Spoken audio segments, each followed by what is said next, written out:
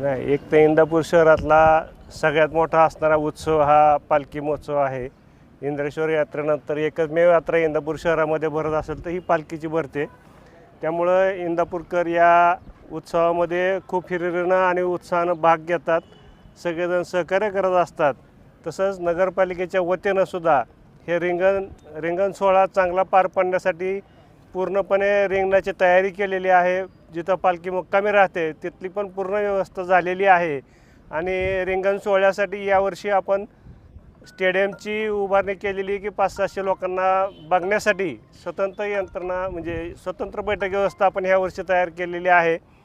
तसंच पुढच्या वर्षी याच्यामध्ये अजून वाढ करून हे रिंगण सोहळा महाराष्ट्रातलंच एक चांगलं वैशिष्ट्यपूर्ण ठरावं यासाठी आम्ही सगळेजण प्रयत्नशील आहोत आणि राहूच.